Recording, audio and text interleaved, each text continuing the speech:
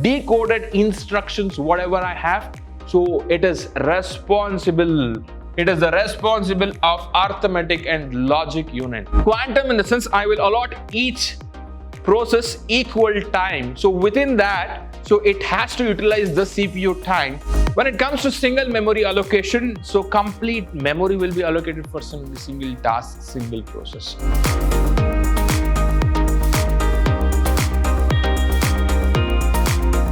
Hello everyone, I welcome all of you to the fourth session on the chapter Inside Program Execution. So I recommend all of you to go back and check my previous sessions in the playlist, suppose if you have forgotten. Alright, so what is that I have in this session? So let's quickly look back to that. So guys, I have the first important topic, that is process scheduling by OS, and then after that memory management, input-output management, parallel computing and cloud computing. This is the important topics for the day. I will be starting my session with this. So how exactly CPU is executing the instructions is what we are trying to understand now with this diagram. The first thing that the CPU is doing is it will fetch the instruction one by one. That is the first thing the CPU is going to do now. So the first thing is what? It is going to fetch the instructions from the pool. So fine, once we got the instruction, we are decoding the instructions. We are decoding the instructions. Once the decoded information, what I have, so I will be sending that for the execution. So who is executing the decoded instructions, whatever I have? So it is responsible. It is the responsible of arithmetic and logic unit. Sir, where comes this arithmetic and logic unit again? So hope all of you have remembered. So we had discussed in the beginning of the classes, we have 4 different units. So one is input unit, another one is output unit. In between, we have 2 important units. So that is memory unit and then control and arithmetic logic unit. So this is what we have discussed. So if we look at this diagram in detail, we have 5 different units which comes together, like, we have control unit and arithmetic logic unit. So what exactly this arithmetic logic unit and control unit is doing? See, who is fetching this instruction first of all? Control unit is responsible to fetch the instruction and to decode the instruction. So fine. So then after that, if that instruction has to be executed, it is the arithmetic logic unit's responsibility to execute each and every instructions whatever I have. So suppose if that instruction demands the arithmetic operation, it should provide. If that instruction demands the logical operation, it should be able to provide, so to complete the execution of that particular instruction. So once the execution is done, so it will be stored in the registers is what you need to remember. So what exactly this register is all about, please understand. So register is a collection of flip-flop where we will be storing our data. Alright, so that is what you need to remember when it comes to the registers. Alright, so that's what you need to understand, how exactly the instructions are being executed. And now it's very important that how exactly we are scheduling the process, alright, with the help of operating system is what we are trying to understand.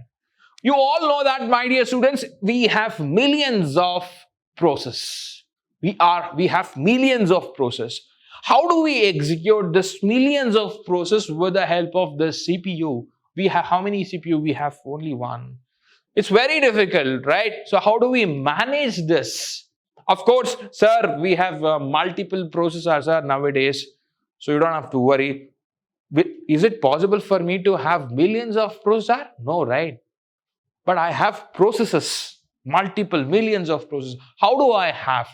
Obviously, when it comes to the numbers, process will have the upper hand than the processor.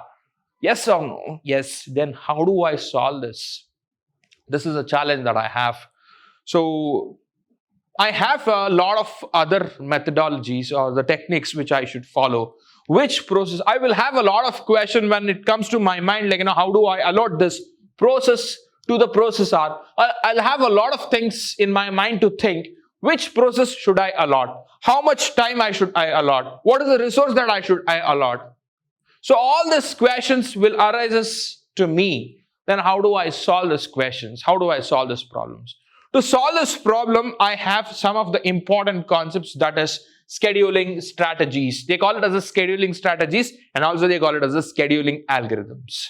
So they follow this algorithms which will help us to reduce the average waiting time. The main thing that you need to understand is millions of process is waiting for the processor. So I need to reduce this waiting time which is in the queue. And also I need to reduce the turnaround time. Turnaround time, I think I've already spoken with all of you. Turnaround time is the total amount of time taken to execute the job. So how do I do it? How do I reduce the average waiting time? So I will be using one of the important concept called Gantt chart.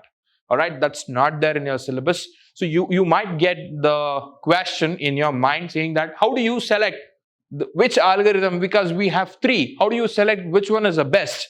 So it depends on the situation and it depends on the content. So to identify that, we have one more methodology called Gantt chart. So using that, we will be identifying which algorithm is best and which one is taking less average waiting time. So fine, less average waiting time we understood. So how exactly these algorithms are working? That's what we need to understand now. The first one that I have is first come, first serve. First come, first serve in the sense what? If I implement this algorithm, so I will be alerting the process to the processor if it is first in the queue. So which process will come to the queue first? So that process will get the CPU first. So that's how this algorithm is working. The second one, round robin. So I'll not do like that. I will give you the equal quantums. What is the word quantum? So please listen to me. This is not there in your textbook. Quantum in the sense I will allot each process equal time. So within that, so it has to utilize the CPU time. So if it is not completing its job within the given time, it has to save its work. And then whenever it has got the next turn, it has to resume back and it has to complete its job. Say for example, I need 10 minutes of CPU time for my execution. I need 10 minutes of time to complete my execution. So, but I have got only 5 minutes. What is that I do? So I will complete 5 minutes job and then rest 5 minutes, I will keep it as it is. And then I will save my work, and then I will again, when I get the CPU back, I will resume my work and I will complete my work. So that's how the round robin is working. And then last one is shortest job next. We also call it as the shortest job first. What exactly it means? If you are taking less time, please you come, you finish, you go. I'm reducing the number of process in the queue first. If you're taking a long time to complete the execution, then please wait. First, let me finish the process which takes very less time. All right, that's how we are dealing with the different scheduling algorithms here. Then, moving forward, I have already I've told you I have three beautiful queues. What is that? So, the first queue is all about job queue. All right, the second queue is all about ready queue and the device queue. What exactly is this? So to understand this, I want all of you to recollect the life cycle of process. So I want all of you to recollect the life cycle of process. What is the life cycle of process? First, what is the state that we have? We have start. All right. What is the first process we have? Start. The next one we have, so the next state of the process is ready state. All right. So if we have ready state, and the next one that we have is running state. So this is what we need to remember. This is the running state. And the next one that we have is terminate state. Okay, this is the last state. Terminate state. And here I have waiting state. Here I have waiting state. So this is what we need to understand. All right. So please listen to me carefully. This is how the process is moving. So hopefully you will understand. So what exactly the diagram is speaking all about. So first, I have the process I have created, I have initiated, this is the beginning of the process. So fine, I will be allotting the jobs to the process. I will be allotting the jobs to the process. So here comes the job queue. Here comes the job queue. That's what you need to remember. So all those processes are waiting for the jobs. Once it gets the job, once the process gets the job, all right, so process is moving to the next state, that is ready state. So which is the process which is in the ready state? That process is ready for the execution. It is just waiting for the CPU. All right, so that is what you need to understand. So fine. So here it is waiting now. So what process? It is in the ready queue. So again, I am waiting here. Again, the process are waiting in the queue. This is ready queue. All right, so hope you understood. Again, I have one more queue, device queue. Why do I need device queue? Say for example, I have sent my process for the execution. So my process has not get executed completely. Why? Because it requires some input-output operations. It requires some input-output operations. So that's why. So it has sent that process back to the waiting state. So this process is waiting for some device, input-output device. So that I will call it as device queue. That I will call it as device queue. So here it is waiting for the device. All right, wherever it is waiting for the device, okay. So it can also wait here. It can also wait here. So wherever, in whichever the state it is, if it is waiting for the device, then that I will call it as a device queue. All right, majorly, so it will be in the waiting state. It will be in the waiting state. So that is what you need to understand. So you need to remember three things. One is how many queues we have? We have job queue, and the second one that we have ready queue and the device queue. So job queue in the sense it is waiting for the job to be allotted. Ready queue in the sense it is waiting for the CPU. Device queue in the sense it is waiting for the device. That's what you need to keep it in your mind. All right, this is the three different queues that we have. The next one is memory management. How do I manage the memory? I have millions of processes which is working in my system. How do I allocate the memory? Who will check? Please listen to me carefully. Who will check where exactly I have the free memory? Who will check how much I should allocate to this process? Who will check how do I deallocate the allocated memory? Who will check I should collect the deallocated memory? So all these things will be done by the memory management. All these things will be managed by memory management. So when it comes to memory management, I have some of the important allocation algorithms. Different ways I will be able to allocate the memory. The first one is single memory allocation. What exactly single memory allocation is all about? And then next one is partition allocation memory. Say for example, single allocation memory in the sense, let's take an example to understand the situation. Say I have one room, okay? So I don't need this much big room, but still, so I need to sleep and go. So they will allocate me this room.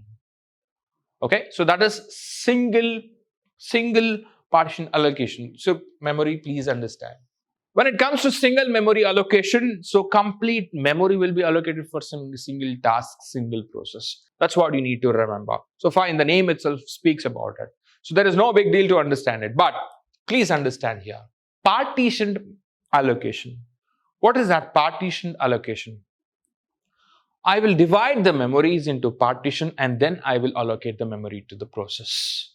But when it comes to the previous one, it is not like that. There was no partition at all. I was not dividing the memories at all. But now, so imagine this is a memory, all right? So if I allocate the complete memory, this is a memory, all right? So this is a memory. So please imagine complete memory I'm allocating for one process. Okay, that's what I will call it as a single memory allocation. When it comes to partition, I will divide. All right, so here you please use it and here you please use it. So I'm dividing the memory. So this is how I will be allocating the memory to the process. When it comes to the third one, very important, very interesting, you need to understand this. This too plays a very important role in managing the memory very well when it compares to these two. How exactly it is doing? The first one that I have is paged memory allocation. What exactly paged memory allocation? So I will be dividing the memories into equal chunks. Equal chunks in the sense what? Equal chunks in the sense I will be dividing the memory into equal parts, equal size. So if I'm dividing like that, then I will be calling that as a pages. So I will be allocating. See, for example, if you ask me, so give me the shirt for me, I will not be asking you what is the size of your shirt. I have one size, I will give it to you. Whether it fits to you or doesn't fit to you, I don't mind. So if that is the case, so this is the memory allocation. Here the shirt is the memory. That is what you need to understand. But when it comes to segmented memory allocation, so you need to understand it very clearly. Now, this is a little tricky when we compare to all the three.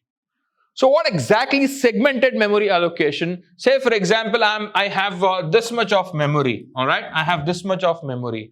So I need to allocate the memory to you. Say for example, I need 100 MB of memory. But continuously, you will not get the 100 MB. So here you will get 5 MB, here you will get 5 MB, here you will get 5 MB, here you will get 5 MB, here you will get 5 MB. Wherever I have the free memories, so I will be giving you. But one thing you need to understand.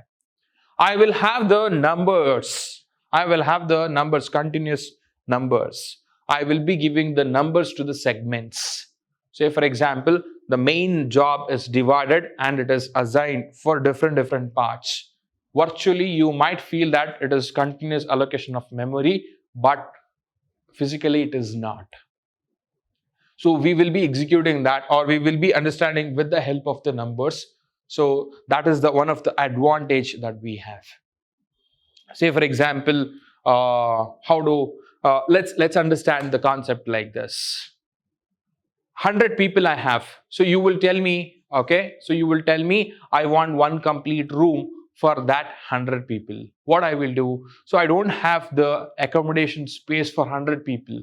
So I will divide that 100 people into several parts. So I have in this building, I have 4 rooms. In some other building, I have 4 rooms. In some other building, I have 3 rooms. So, but what I will be doing is, first 10 members will be here. The next 10 members will be in the second building. The next 10 members will be in the third building. Next 10 members will be in the fourth building. Like this, I will be allocating. But I will have the track like who is there in which room. Hope you got this. Rooms are nothing but the memory. So if I allocate the memory like this, so that is what I will call it as a segmented memory management. So that's what you need to remember. All right. So moving on to the next one, I have input-output management. Say for example, what exactly input-output management is all about. If I want to complete some task, say for example, the task is to print some document. So that is what I have allocated for the process. So that process demands some resource. That resource is nothing but the printer now. Somebody else, some other process is using the printer right now. So then how do I allocate the process or the printer to this particular process? So millions of processes are there. And I need to print some output. So I need to display some output. How do I allocate the monitor for this process? So for all this headache, so we have something called input-output management. So it will take care of allotting all the input-output devices to complete the execution of the process. That's what you need to remember with respect to this. In your syllabus, we don't have to deal much with respect to input-output management. So that is what the textbook says. So you just have to know what exactly input-output management is all about. So fine. But to keep one thing in mind, managing the resource is very, very important. If we are not managing the resource properly in this operating system concept, so there is a beautiful problem. We call that as a deadlock situation. So we might end up with the deadlock situation. All these things, whatever I'm explaining, it is not there in your syllabus, but still you need to know this. You might find it interesting. That's why I'm explaining. We might come across with a situation called deadlock situation. What exactly deadlock situation is all about? Imagine I have the printer with me and you have the monitor. I want the monitor and you want the printer. So what I will be doing is, until you give me, I will not give you. Until I give you, you will not give me. Both of us are in waiting state now. So this situation is what I will call it as deadlock situation. So I'm not able to maintain the resource properly. So to manage this resource, we have a lot of algorithms. we have a lot of problems. We have dining philosopher problem. A lot of things are there. So which is very interesting. Suppose if you have the interest of understanding this concept, you can just read on the Wikipedia. All right. By saying this, I'll move on to the next topic. So parallel computing, this is one of the concept which is in the boom right now. Parallel computing in the sense, say for example, I have a big task, a large complex task. I need to execute this task very quickly within less time. So how do I do it? I will divide this task into sub-parts or the sub-task which is of independent. So this sub-tasks are not dependent on any other task. So parallelly, I will start executing distributed manner, in a distributed manner. So that is what we call it as a parallel computing. Simultaneously, you will start executing the different parts of the program. So that is what I will call it as a parallel computing. I repeat, I have the big program. I will divide this big programs into small modules, so which is of independent. So none of the modules are not depend on any other modules. I will start executing all the modules simultaneously. So that is what I will call it as a parallel computing. So why do I have this parallel computing? I have some of the advantages here, which is listed. So it saves time and cost. And the next one, it makes easier to solve the larger and complex problems, and it provides efficient use of underlying hardware, and also it can utilize the resource available remotely. So that is what you need to remember with respect to parallel computing. The next topic that I have here is, my dear students, I have cloud computing. We understood parallel computing. We have cloud computing. All of you will be knowing this is in a boom. Okay, cloud computing. Cloud computing in the sense what? All your data is stored in the online. So that's what I will call it as a cloud. You can access that data from anywhere. So the beauty of this cloud computing is, if you have the good internet, even though if you are processing with the minimum configuration system, you might feel the performance like you are using the high-end system. So that is the powerfulness of cloud computing. The other hand should be like, the one who is providing the service. So even they should also have the good configuration. That is the second part. But everything is on cloud now. I don't have to speak much about it. So, but you need to remember, I don't feel the data what we have in the cloud computing, it's safe and secure. So it is the only thing that you should have a trust that they will not peep into your data and they will not get into your data. So that is the only thing that you should remember with respect to cloud computing. That's what you need to remember about it. So fine, when it comes to cloud computing, we have two different types of cloud computing. One is public cloud, another one is private cloud. Public cloud, in the sense, for the same space, publics are allowed. Multiple people will be able to get into it and they will be able to access the data. But when it comes to private, it is dedicated only for one organization. So that is what we call it as a private cloud. So by saying this, let me wind up the session for all of you, and thank you very much for listening to me about this topic. So take care of your health, take care of your parents. Thank you. Bye-bye.